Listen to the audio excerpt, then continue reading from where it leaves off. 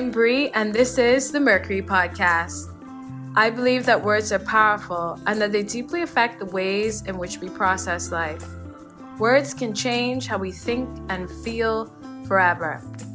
Thank you for entering this space with me, where I use my words to reassemble perspectives, heal, inspire, and bring joy.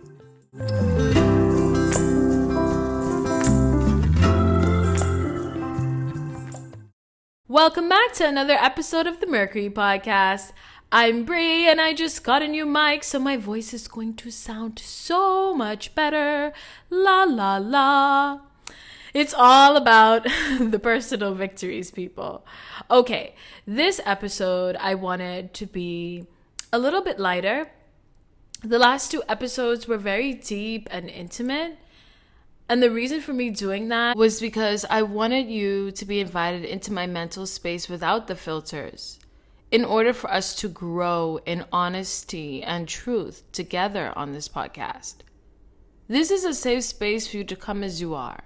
Also, before I get into it, a special shout out to all my avid listeners. I see you, and I am so grateful for you. Thank you for the overflow of support.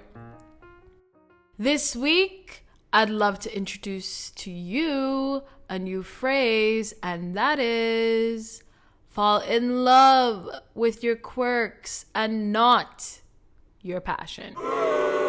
That's right, I said it. Let's jump right in. A quirk, by definition, is an unusual habit or part of someone's personality, or something that is strange and unexpected. I just love how that word sounds. It's a word I feel like you would want to hug, you know? Like quirk, quirky, quirk, quirky. I'm already giving it a nickname, which is one of my notorious quirks. I think one of my favorite parts about being human, coming in at number 2, just after the capacity to love, is embracing the quirks in myself, discovering them in new people, and constantly nurturing them in those I love dearly. I don't quite remember what age it was when I realized that there was no such thing as normal, and that the desire to fit in was just like a never-ending journey to nowhere. But I'm glad that I was able to cultivate a strong self-esteem, and that quirks were always celebrated in my family with humor. We are all living on this spectrum of quirkiness, or as most people often use the word, weirdness. The thing is that it doesn't move from more or less weird, but that the scale moves between the many facets of our unique individuality. It's what makes us so interesting and who we are at the core when they're all mixed together. Our habits, intrinsic personality traits, and our physical appearance are 3 categories I believe make us distinct. The willingness to embrace all 3 will supersede the attachment of any passion. As we soon explore that deeper, I thought it would be fun to read some quirks out that maybe you can relate to personally, or some that you've seen in those around you. Some may annoy you, some you might find funny, and some you may be secretly tucking away somewhere. Let's find out. Constantly fidgeting and can't sit still. You have a green birthmark under your left eye. When you cry, you try to lick your tears with your tongue. You curl your toes up when you're excited. You talk very loudly, or very quietly, or super slow. You say everything like it's a question. You often tuck your hair behind your ears. You have a lazy eye. Your hair's very thick. You snort when you laugh. You cry after every movie. You're brutally honest and can't tell a lie to save your life. You're a bit short-tempered. You have an odd sense of humor. Your eyes are small. Your hanger should face the back of the closet and not the front. Your day never starts without a cup of coffee. You hug instead of giving a handshake. Ceramic plant pots with tiny holes make you feel uncomfortable. You can lay in bed all day and only get up to use the bathroom on weekends. Always picking your teeth. Stammering when you talk. Having a twitch. Making babies laugh. Strangers immediately feel comfortable around you. Researching anything about anyone in record time. Scratching your head when you're talking. Nobody can ever read your handwriting. Always running late. Singing in the shower. Never taking off your jewelry. Flicking people on the forehead when you're annoyed. Always leaning on something.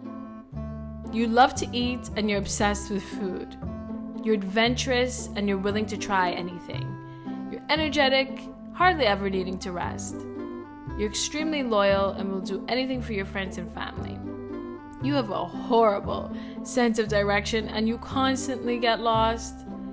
You rarely show emotion. You have a soft spot for animals and would take any stray home. You're probably zoning out right now. The list can go on and on. It was actually quite hard for me to stop because I found so many. There is just so much wonder in the details and so much authentic power in our personalities. You might be saying, but Brie, I don't have any quirks. There's nothing really different about me. I feel pretty regular. Wrong. And here's how you find them. We've all been triggered by an experience that has pushed us to ask these questions to ourselves at some point in our lives. And it sounds like, why am I like this? Why am I the only one who, why can't I be more like, sorry, I'm just so... Then we try to suppress our personalities in order to fit what we think is a normal way of being.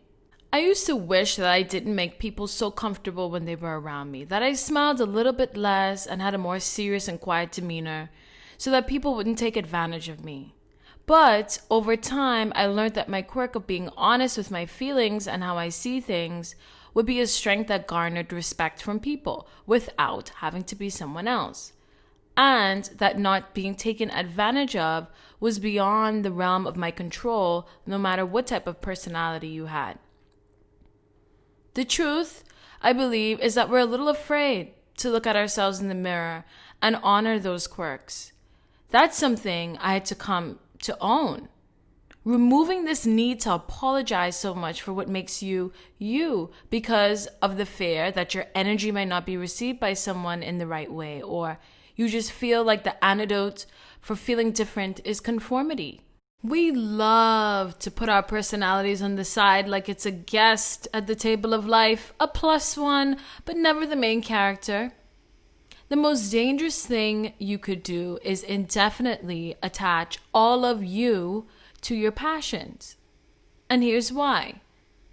Passion, by definition, is a very powerful feeling. I will repeat. Passion, by definition, is a very powerful feeling. It's a feeling. And we can all agree that you don't feel the same way every day. Am I right? We have highs and lows. So it baffles me how this word is now synonymous for your life's purpose and career. When untouched by what we've deposited onto that word, it stands alone as just a feeling, and a powerful one at that. What should I do with my life? Oh, just follow your passion. If you're one of these people, which I used to be, let's just stop doing this, please. Can we stop telling people to just follow their passion? Don't get me wrong. Be passionate. Everything that flows from me is true, authentic passion, like full fire. But the overuse of the word as if it's something to find is so exhausting and needs to be put to rest because it leaves most people feeling very inadequate. Why? Because finding your passion presupposes that interests and passions are fixed, rather than free-flowing and evolving as we collect more experiences. This urge to get people to find their passion can trap us into believing that we're limited to only one thing, when the facets of our personalities are so complex and infinite, allowing us to enter a world of limitless opportunities for you to get back to the world, because that's what we're all here for, right? To share parts of yourself, which are those quirks, with the world in hope that it could be put to good use and encourage others to do the same. You're an athlete, and basketball has been your life for as long as you've been breathing.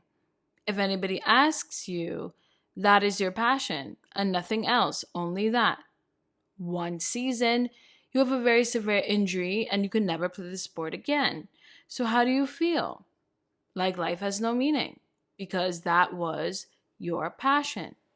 Or you're no longer in an industry that you dedicated 20 years to, and now you have to walk away from it and start from the beginning. Or me, at the age of 17, had the strongest belief that my passion was to become a pediatrician with my private practice and taking care of babies until they're 18 was what I was destined to do. And when life whispered to me that this passion to heal others, make them feel better, and watch them develop and grow was just part of my personality, medicine was not the only way I could do that. I could have the freedom to do something else that allowed me to use even more of my quirks without putting them inside a box. And this was just before attempting to apply to medical schools, which made me feel like there was a part of me that had died in that dream, which was not true.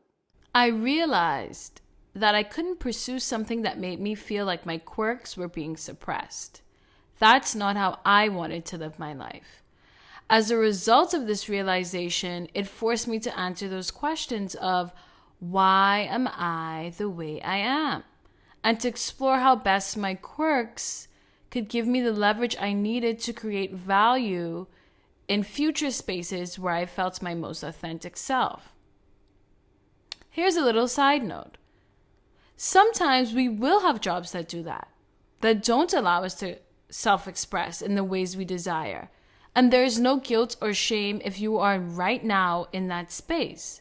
We may need to take on different roles for survival or for the phase in life that we're in at the moment. But what's important is to be self-aware of the things that bring you to your optimum self, that allow your quirks to roam free so that you can express your most truest self and do more of that every day. You can change your mind. You are multifaceted, and the elements of your personality will always outlive anything you attach yourself to outside of you. It doesn't matter if you're 25, 55, or 65. We have all been here and will continue to keep returning to this place. And that's okay. Don't be surprised when you have to now ask yourself, what's next? Or I don't know what to do. Because my stars, you are so intricate, and your passion and purpose will change over time as life happens to us. You will know what to do because it's already inside of you. The search does not exist, but the time to embrace what's already there. This week, I would like to invite you to focus on your quirks. Observe your surroundings and those around you and see just how special we are. Recognize the tiny parts of you that bring others joy and what you love most about being a person. But before we go, I'd like for us to do something a bit different. Something together. And then I'll have the music close us out. Take a deep breath. Pause whatever you're doing at the moment. Close those beautiful eyes.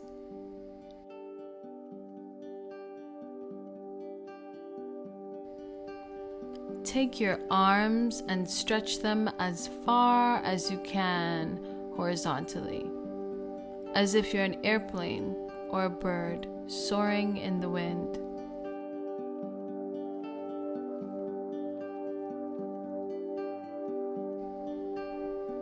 Now, take your arms and wrap them around your body.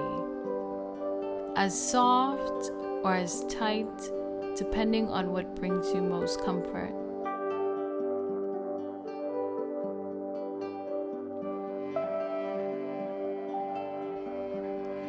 You can sway from side to side as I'm doing.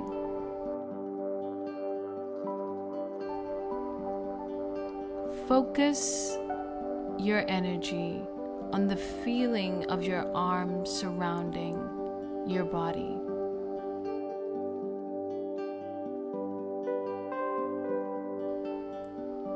That's what embracing yourself feels like. All of you, all the little parts.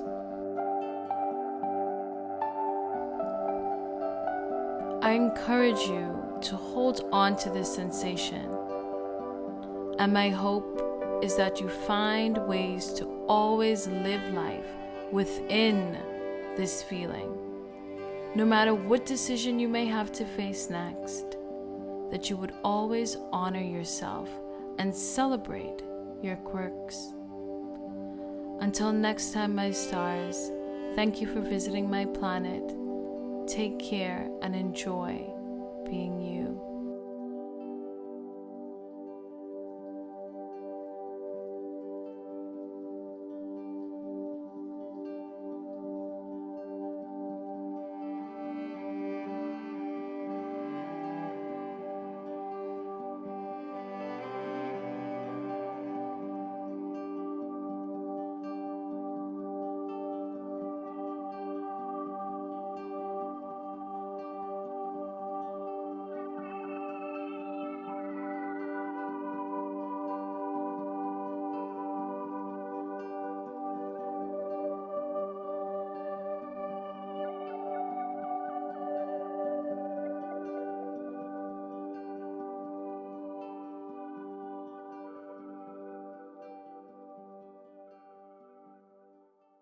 Thank you so much for listening. And if you'd like to follow me on my own personal journey, let's take this party to Instagram at The Life of Bree. And that's BRE with 5 E's.